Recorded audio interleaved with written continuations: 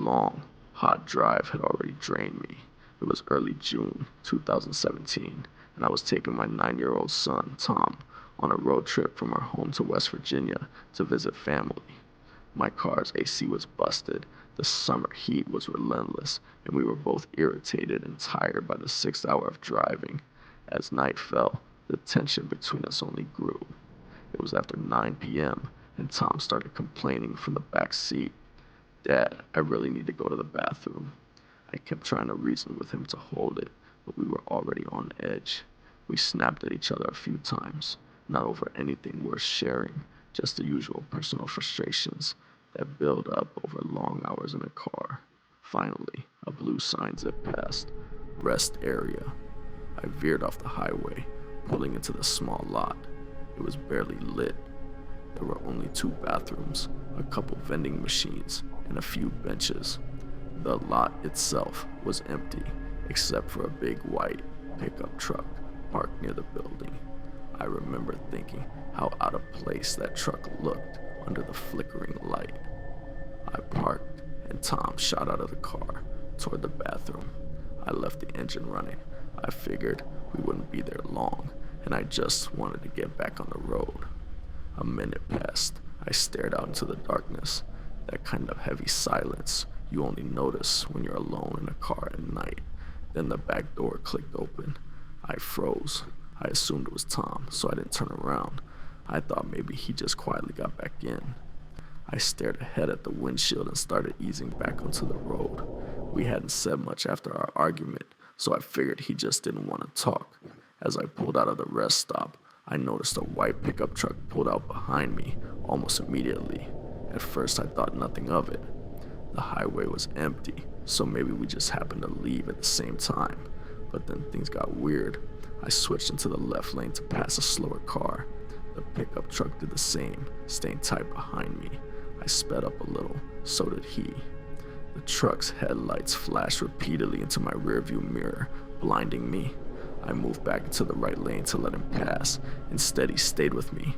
More flashes. My stomach dropped. This was no random, aggressive driver. I tapped the brakes gently, hoping he'd get the message. Instead, he surged ahead of me and slowed down and rolled down his window. I cautiously did the same, just a crack. The man inside looked rough, worn, like he'd lived his whole life on back roads. He pointed furiously toward the back of my car and yelled something I couldn't hear. Over the roar of the wind and road noise, I shook my head, confused. He motioned urgently to pull over. Every survival instinct I had screamed not to stop. But something about his eyes, pure panic, not anger, made me hesitate. I told Tom quietly to stay calm and stay put, even though I hadn't heard a word from him since he supposedly got back in the car. I eased the car into the shoulder. My hands were shaking. The man in the pickup jumped out and rushed toward my window.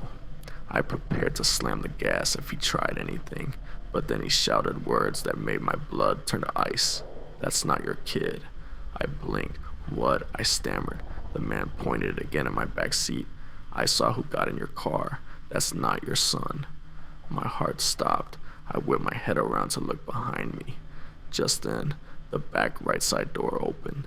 A tall figure slipped out of my car and bolted into the woods. It wasn't Tom. I couldn't speak. My whole body went numb. That chilling realization hit me harder than anything I'd ever experienced. Someone, something, had gotten into my car while I thought I was waiting for my son. I jumped out and ran to the spot where the figure had disappeared and into the dense trees.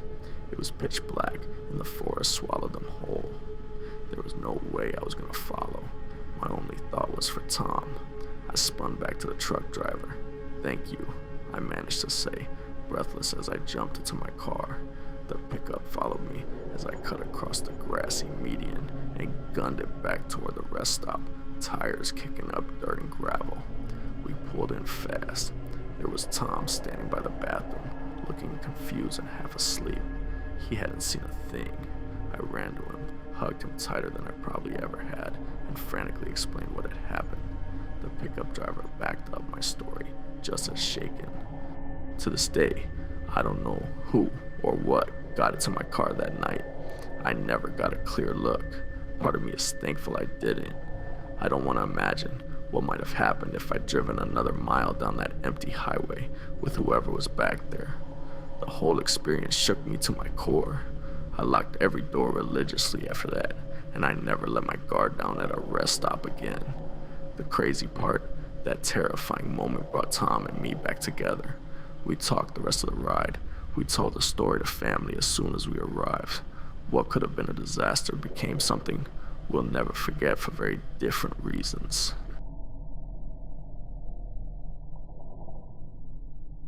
Road trips can bring out the unexpected, but sometimes the unexpected crosses the line into the truly horrifying. My girlfriend and I had taken a road trip from home to California. The drive out was smooth, beautiful even. We left early in the morning and reached our hotel by nightfall.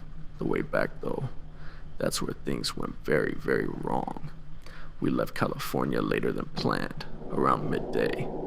That meant most of our 10-hour return drive would happen at night. Not ideal, but we were eager to get home. The first few hours passed like normal.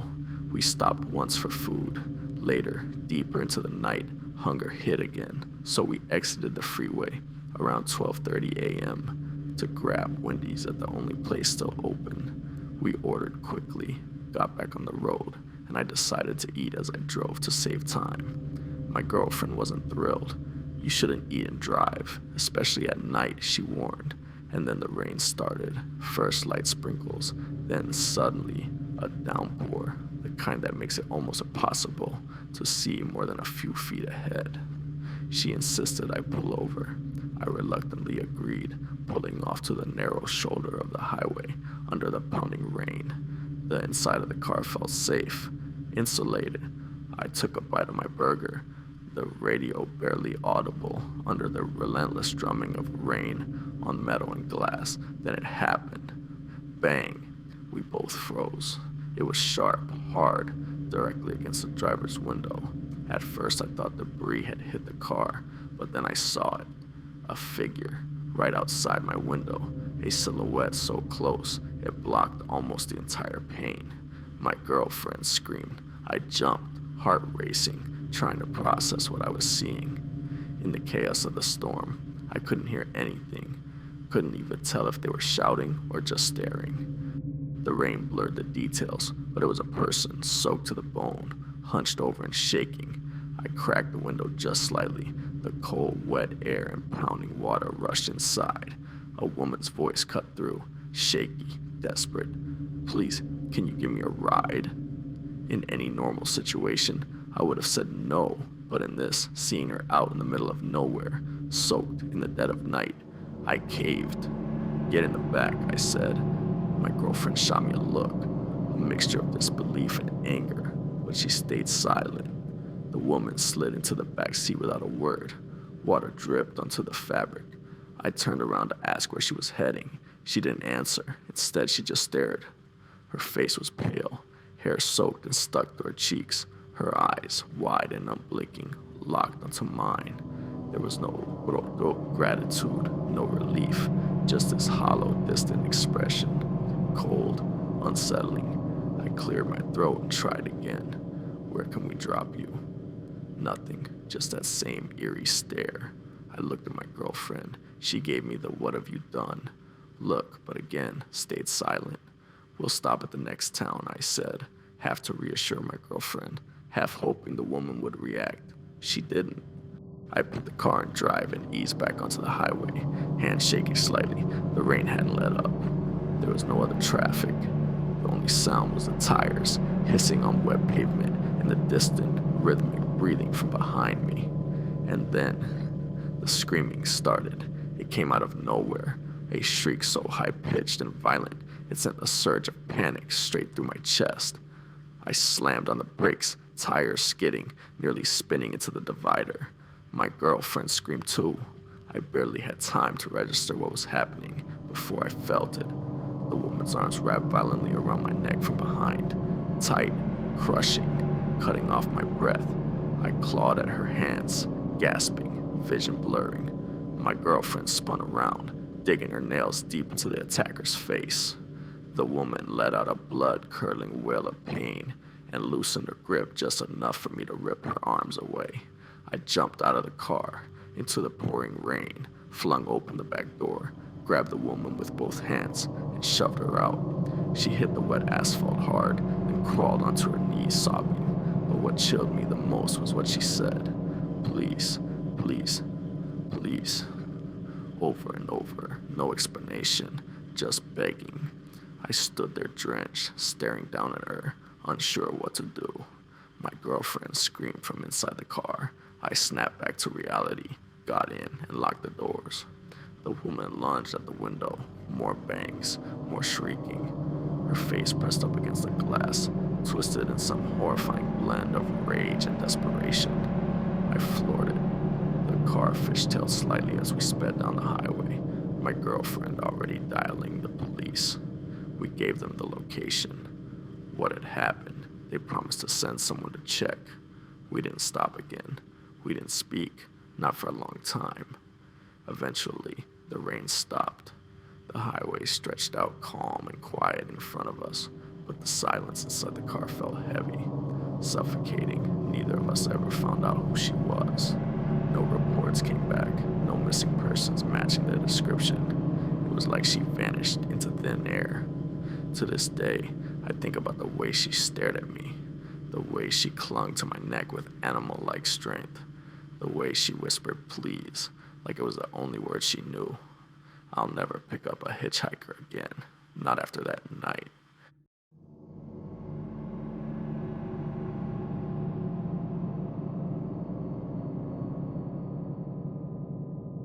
Somewhere between exhaustion and instinct lies survival. It was 2010. I was making a solo trip from my home in Pennsylvania to visit family in rural Georgia. 14 hours of straight driving. I was determined to do it all in one day. I left around 10 a.m. and made only 2 stops, a quick lunch at a roadside deli. Then hours later, I pulled into a rest area to eat the turkey sandwiches I had packed.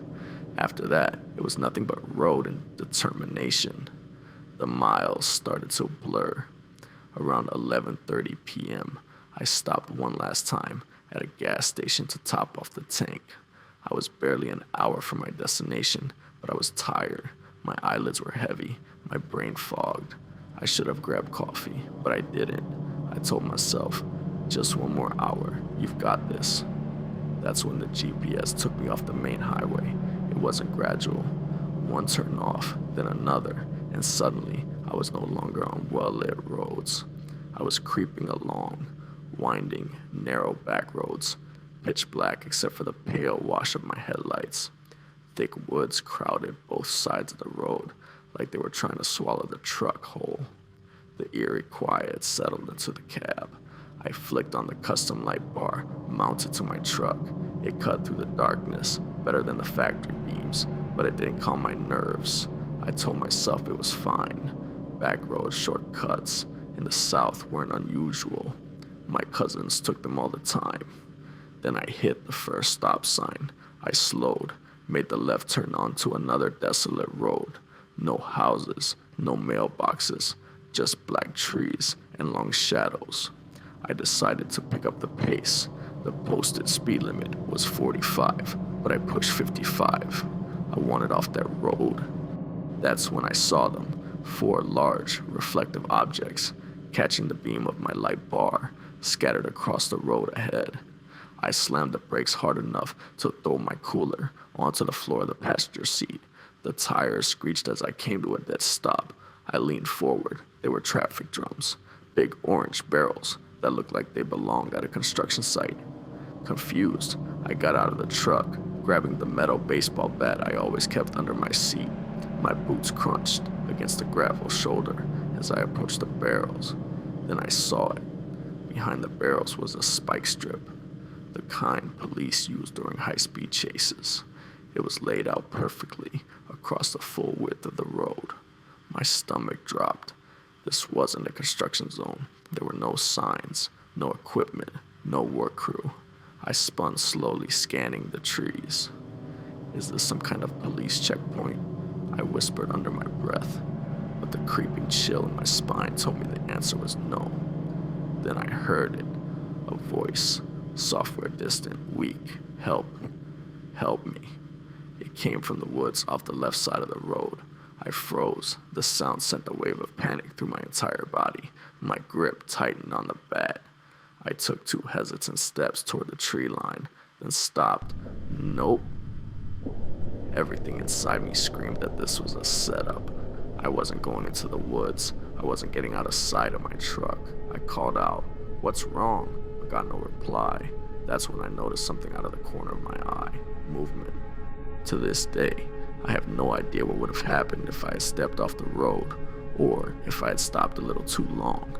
I only know I was lucky enough to keep driving.